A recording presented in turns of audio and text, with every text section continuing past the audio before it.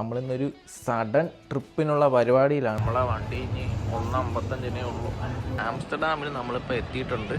ആൾക്കാർ സൈക്കിളാണ് കൂടുതലും യൂസ് ചെയ്യുന്നത്. നമ്മൾ പോകാനുള്ള ട്രെയിനാണ് പോകുന്നത്. അത് കിട്ടുമെന്ന് തോന്നുന്നില്ല. ഫേമസ് ചെരുപ്പ് ബ്രാൻഡ് ക്രോക്സ് ഇല്ലേ, അതിൻ്റെ ആ ഷേപ്പ് തന്നെ ചീസ് ഫാക്ടറി ഉണ്ട്. ഇതിലെനിക്ക് ഏറ്റവും ഇഷ്ടപ്പെട്ടാണ് ഈ ഓറഞ്ച് കളർ എന്ന് പറഞ്ഞാൽ നമുക്കിവിടെ ഒരുപാട് വിൻഡ് മില്ല് കാണാൻ സാധിക്കും. ഏറ്റവും നീളമുള്ള ഒരു എസ്കലേറ്ററാണ്. ആഗ്രഹം ഞാൻ സാധിച്ചു ഗൈസ്. ഹലോ ഗായ്സ്, നമ്മളപ്പം കുറേ ദിവസമായിട്ട് വിചാരിക്കുന്ന ഒരു ട്രിപ്പ് പോകണമെന്ന്.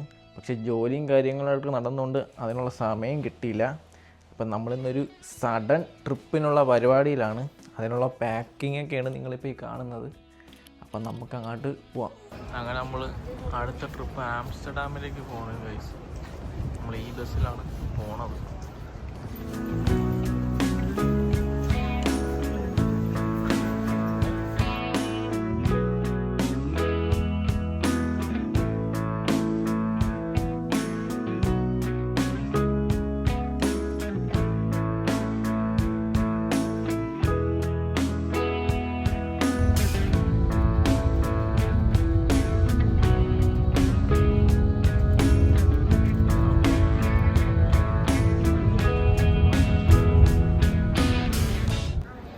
നമ്മുടെ ആദ്യത്തെ ലേവറായ ഹാനോവർ സെൻട്രൽ സ്റ്റേഷനാണ് നമ്മളിപ്പോൾ ഉള്ളത്. നമുക്കിനി ഒരു 3 മണിക്കൂർ ലേവറുണ്ട് കൈസ്. നമ്മളെ വണ്ടി ഇനി 1:55 ഉള്ളൂ. അപ്പം അതുവരെ നമ്മളിവിടെ പോസ്റ്റാണ്. അപ്പം നമുക്ക് ജസ്റ്റ് ഒന്ന് ഹാനോവറിൽ ഔട്ട് സൈഡിൽ നിന്ന് കണ്ടിട്ട് വരാം.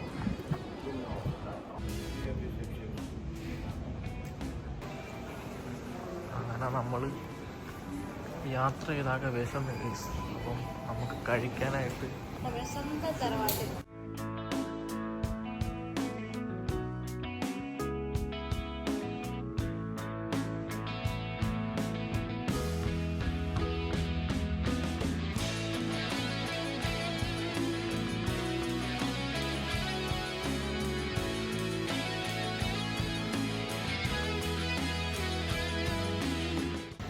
കഴിക്കാൻ ഇത്ര സാധനം മേടിച്ചിട്ടുണ്ട്. ഫുഡൊക്കെ കഴിച്ച് ഉറങ്ങി എണീറ്റപ്പോഴേക്കും രാവിലെ ഏകദേശം 7 മണിയായി. സൂര്യൻ ഇങ്ങനെ ഉദിക്കണോ വേണ്ടോ എന്നൊക്കെ പറഞ്ഞ് ആലോചിച്ച് നിൽക്കുന്നു. നല്ല കിടിലം വ്യൂ. അങ്ങനെ നമ്മുടെ മെയിൻ ഡെസ്റ്റിനേഷനായ ആംസ്റ്റർഡാമിൽ നമ്മളിപ്പോൾ എത്തിയിട്ടുണ്ട്. നമുക്കിനി 2 ദിവസം ആംസ്റ്റർഡാമിൻ്റെ കാഴ്ചകൾ നമുക്ക് കാണാം.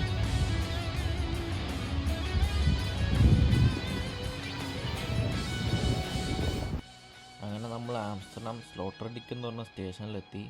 ഇവിടെ നിന്ന് നമുക്ക് ആംസ്റ്റർഡാം സെൻട്രൽ സ്റ്റേഷനിലേക്കാണ് പോകേണ്ടത്. അപ്പം നമ്മളങ്ങനെ 48 ഹവറിൻ്റെ ഒരു ട്രാവൽ ടിക്കറ്റ് എടുത്തു. ഏകദേശം ഒരാൾക്ക് 31 യൂറോളാകും ഈ ടിക്കറ്റ്. നമുക്ക് അവിടെ എത്തിയിട്ട് വേണം റൂമൊക്കെ ചെക്ക് ഇൻ ചെയ്യാനായിട്ട്. അതിന് മുമ്പ് നമുക്ക് നല്ല വിശപ്പുണ്ട്. അപ്പോൾ എന്തെങ്കിലും ഫുഡ് കഴിക്കണം. അതിന് ശേഷം നേരെ റൂമിലേക്ക് പോവാം. നെതർലൻഡ്സിൽ നമുക്ക് കാണാൻ പറ്റുന്ന വേറൊരു കാഴ്ച എന്ന് പറഞ്ഞാൽ ഒട്ടുമിക്ക ആൾക്കാരും സൈക്കിളാണ് കൂടുതലും യൂസ് ചെയ്യുന്നത്. കാരണം അവർ മറ്റേ ട്രാൻസ്പോർട്ടേഷൻസ് ഉപയോഗിക്കുന്നതിന് പകരം കൂടുതലും സൈക്കിളാണ്. നമുക്ക് എല്ലായിടത്തും ചെന്ന് നമുക്ക് കാണാൻ പറ്റും.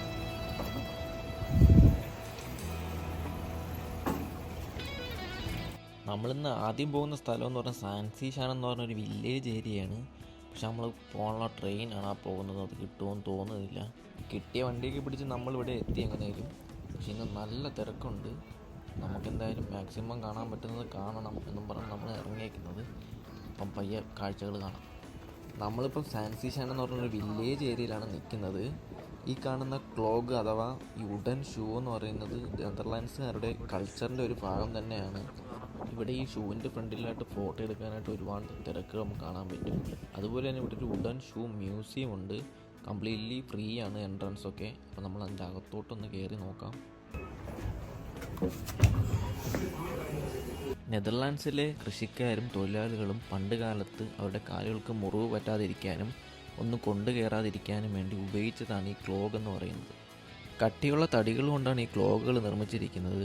അതുകൊണ്ട് തന്നെ ഇത് നല്ല സ്ട്രോങ്ങും ഡ്യൂറബിളും ആണ്. ക്ലോഗ് ഉണ്ടാക്കുന്നതിൻ്റെ ഡെമോ ഒക്കെ നമുക്ക് ഈ മ്യൂസിയത്തിൽ കാണാൻ പറ്റും. അതുമാത്രമല്ല, നമ്മുടെ ഇപ്പോഴത്തെ ഫേമസ് ചെരുപ്പ് ബ്രാൻഡ് ക്രോക്സ് ഇല്ലേ, അതിൻ്റെ ആ ഷേപ്പ് തന്നെ ഈ ക്ലോക്സിൽ നിന്ന് ഇൻസ്പയർ ആണ് നിർമ്മിച്ചിരിക്കുന്നത് തന്നെ.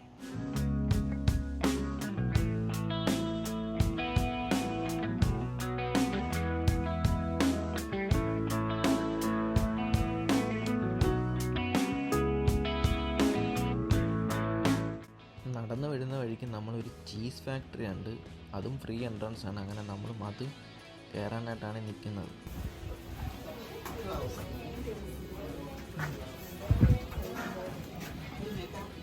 നമുക്കിവിടെ ചീസ് ഉണ്ടാക്കുന്നതിൻ്റെ കംപ്ലീറ്റ് പ്രോസസ്സ് നമുക്ക് ഒരു ഡെമോൺസ്ട്രേറ്റ് ചെയ്ത് വെച്ചിട്ടുണ്ട്. അതായത് പശുവിൻ്റെ നിന്നും ഒക്കെ പാല് കറന്ന് അതെങ്ങനെ ചീസാകുന്നതിനുള്ള സ്റ്റെപ്പ് ബൈ സ്റ്റെപ്പ് പ്രോസസ്സ് ഇവിടെ ഡെമോൺസ്ട്രേറ്റ് ചെയ്ത് വെച്ചിട്ടുണ്ട്. നമുക്കപ്പോൾ അത് കാണാം. ഈ പുള്ളിക്കാരൻ ഈ ചീസ് ഫാക്ടറിയുടെ ഹിസ്റ്ററിയെ പറ്റിയാണ് ഇവിടെ പറയുന്നത്. അതുപോലെ തന്നെ ഈ മിൽക്കിൽ നിന്ന് ചീസിലേക്കുള്ള എല്ലാ സ്റ്റെപ്പ് ബൈ സ്റ്റെപ്പ് പ്രോസസ്സാണ് ഈ കാണുന്നത്.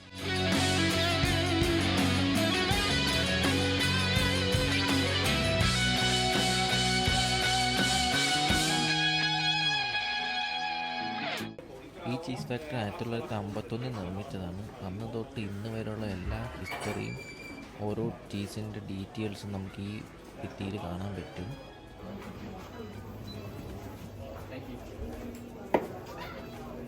ഡെമോൺസ്ട്രേഷനെ കണ്ട് വെളിയിലിറങ്ങിയപ്പോഴേക്കും അവരുടെ ഒരു കുഞ്ഞ് ഔട്ട്ലെറ്റ് ഉണ്ട്. അവിടെ നമുക്ക് കയറിയപ്പോൾ തന്നെ നല്ല അടിപൊളി ചീസിൻ്റെ മണം, അതും പല തരത്തിലുള്ള പല കളറിലുള്ള ചീസുകൾ നമുക്ക് കാണാൻ പറ്റും. ഓരോന്നും ഓരോ ടേസ്റ്റ് തന്നെയാണ്. അത്യാവശ്യം നല്ല എക്സ്പെൻസീവ് തന്നെയാണ്, കാരണം ഇതുണ്ടാക്കിയിരിക്കുന്നത് ഫുള്ളി ബയോ രീതിയിലാണ്. നമുക്ക് എല്ലാ ടൈപ്പ് ചീസുകളും കൂടെ ടേസ്റ്റ് ചെയ്യാൻ പറ്റും. നമുക്ക് ഈ ടേസ്റ്റ് ചെയ്ത് ഇഷ്ടപ്പെടുകയെന്നുണ്ടെങ്കിൽ മാത്രം നമുക്ക് വാങ്ങാം. ഇതിലെനിക്ക് ഏറ്റവും ഇഷ്ടപ്പെട്ടാണ് ഈ ഓറഞ്ച് കളറെന്ന് പറയുന്നത്. അതുമാത്രമല്ല, നമുക്ക് ഓരോ ചീസിൻ്റെ കൂടെയും ഓരോ ഡിപ്പുണ്ട്, അതിൻ്റേതായിട്ടുള്ള അത് നമുക്ക് ടേസ്റ്റ് ചെയ്ത് കഴിച്ചാൽ പൊളിയാണ്. നമ്മളങ്ങനെ ആംസ്റ്റർഡാമിൽ നിന്ന് ഏകദേശം 45 മിനിറ്റ് ട്രാവൽ ചെയ്ത് സാൻഷാൻസ് എന്ന് പറഞ്ഞൊരു വില്ലേജ് ഏരിയയിലാണ് നമ്മളിപ്പോൾ ഉള്ളത്. ഇവിടെ വിൻഡ് മില്ലും കൃഷിയിടങ്ങളും ഒക്കെ നമുക്ക് കാണാൻ പറ്റും. നമ്മുടെ നാട്ടിലെ പോലെ കണ്ടം വയലൊക്കെ ഇവിടെ കാണാം.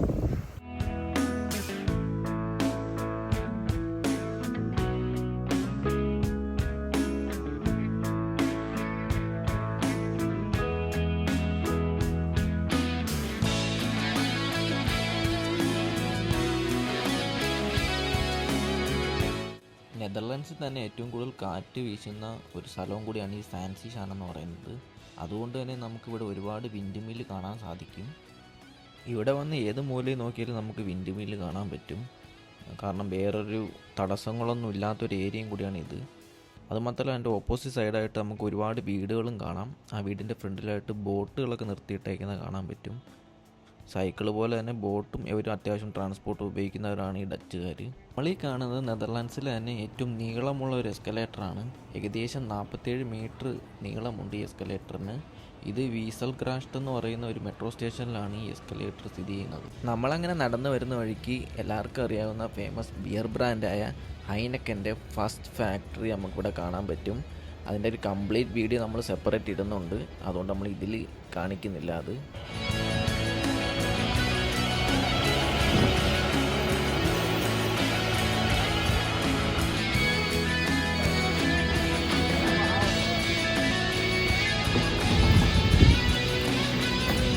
നമ്മളങ്ങനെ ആംസ്റ്റർഡാം റെയിൽവേ സ്റ്റേഷനിൽ വന്നപ്പം കണ്ട മറ്റൊരു കാഴ്ച എന്ന് പറയുന്നത് അവരുടെ ഫ്ലൈറ്റായ KLMൻ്റെ ഒരു ഡെമോൺസ്ട്രേഷനാണ്. അപ്പം നമുക്കിതിൻ്റെ അകത്ത് കയറി കഴിഞ്ഞാൽ നമുക്ക് അതിൻ്റെ കോക്പിറ്റും കാര്യങ്ങളൊക്കെ കാണാൻ പറ്റും.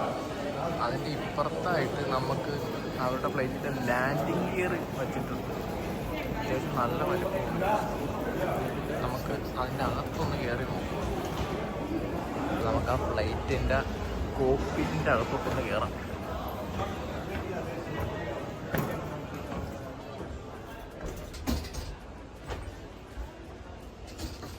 സംഭവം ഇത് യൂസ്ഡ് ഫ്ലൈറ്റാണ്, പക്ഷെ നമുക്ക് അതിൻ്റെ കാര്യങ്ങളും ഒക്കെ കാണാം. ഇതാണ് ഗൈസ് ഫ്ലൈറ്റിൻ്റെ കോക്പിറ്റ്.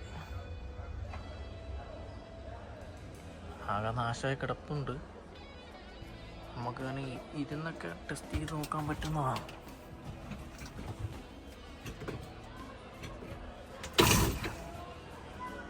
ഫ്ലൈറ്റ് ഓടിക്കണമെന്ന് വിചാരിച്ച എൻ്റെ ആഗ്രഹം ഞാൻ സാധിച്ചു ഗൈസ്. നല്ലൊരു കിടിലം എക്സ്പീരിയൻസ് ആയിരുന്നു. കാറിൻ്റെ അത്രയൊന്നും ഇല്ലെങ്കിലും കുഴപ്പമില്ല എന്ന് വേണമെങ്കിൽ നമുക്ക് പറയാം. ഫ്ലൈറ്റിൻ്റെ കോക്പിറ്റിലാണ് നമ്മൾ ഇരിക്കുന്നത്. ഒരു പയ്യൻ വന്ന് ട്രൈ ചെയ്ത് നോക്കുന്നുണ്ട്.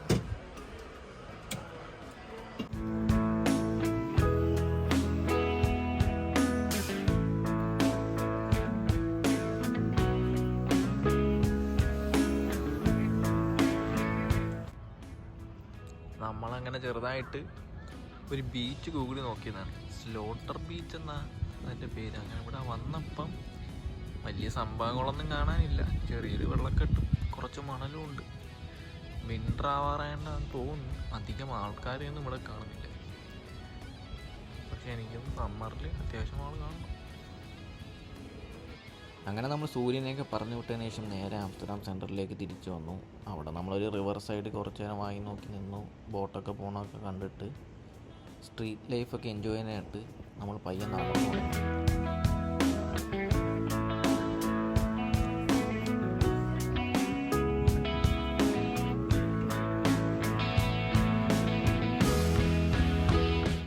നടന്നു വരുന്ന വഴിക്ക് നമ്മളൊരു മുട്ടായി കടയിലെത്തി ഗൈസ്.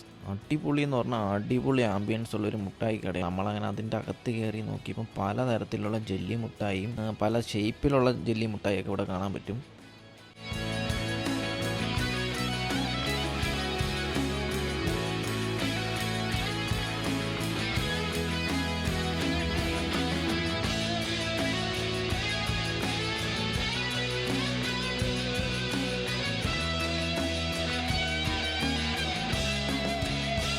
മുട്ടായൊക്കെ വാങ്ങി നമ്മൾ വെളിയിറങ്ങിയപ്പോഴേക്കും ഏകദേശം 11:30 കഴിഞ്ഞു. നമ്മൾ ഇന്നത്തെ ദിവസം റെസ്റ്റ് എടുത്തതേ ഇല്ല. അതുകൊണ്ട് തന്നെ നല്ല ക്ഷീണമുണ്ട്. അപ്പോൾ നമ്മൾ ഫുഡൊക്കെ കഴിച്ചിട്ട് നേരെ റൂമിൽ പോകാനാണ് ഇന്നത്തെ പരിപാടി. എന്നിട്ട് റെസ്റ്റൊക്കെ എടുത്തിട്ട് നാളെ നമുക്ക് അടുത്ത ഡെസ്റ്റിനേഷൻ പിടിക്കണം. അപ്പോൾ എന്തായാലും വീഡിയോ ഇഷ്ടപ്പെടുകയാണെങ്കിൽ എല്ലാവരും ലൈക്ക് ചെയ്യണം, സബ്സ്ക്രൈബ് ചെയ്യണം. നമ്മൾ അടുത്ത വീഡിയോ ആയിട്ട് വരുന്നവരെ ചൗ.